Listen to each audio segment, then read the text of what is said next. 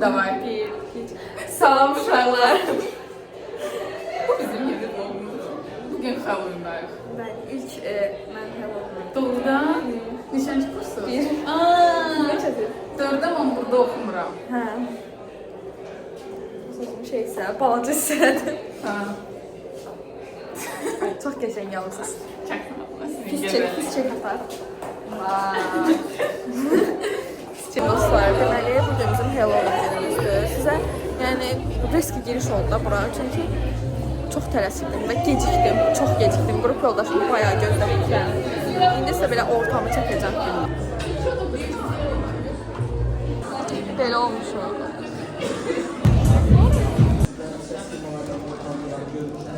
Ona göre sizler bizim tiyatro dergisi var.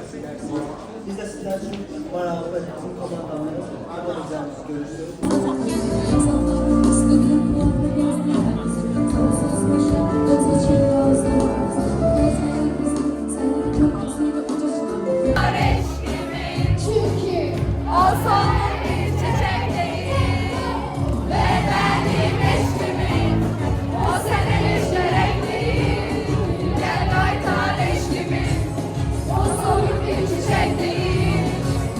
Dostlar, çox qəşəng keçir, yəni sözü əvvəl biraz şey olmuşdu ki, maraqsız olacaq, amma belə maraqlıdır.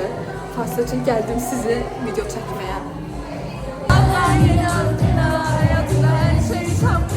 Dostlar, fotomuz şey, yanlış mikrofona çəkilişlər.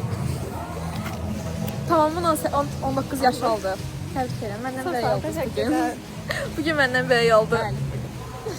Əylənirsiniz. Sağ ol.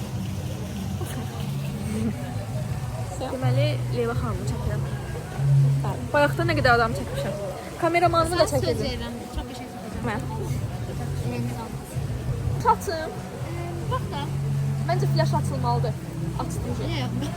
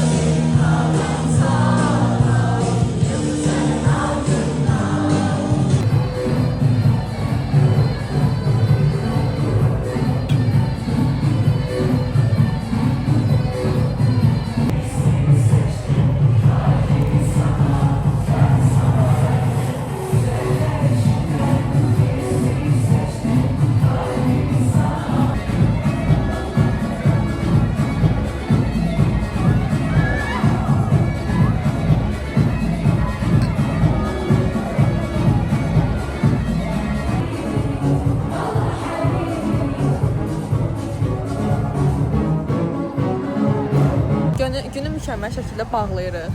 O qədər oynadıq ki, yerlənirik. Leyla fərqli gedirik. Ben en çok hoşuma senle geldi. Nə gəldi? Fotomuz.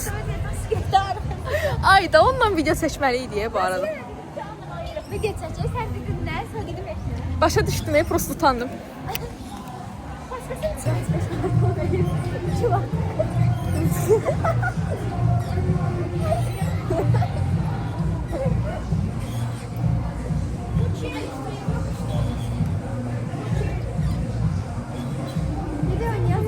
Biz çıxdıq artıq. Yəni əslində hələ davam edir. Prosto biz yorulduq və atalarımızı çağırmışdıq deyə qala bilməzdik. Çox qəşəng gün keçdi. Gündən bizə qalanlar belə şəkillər və bol-bol anı.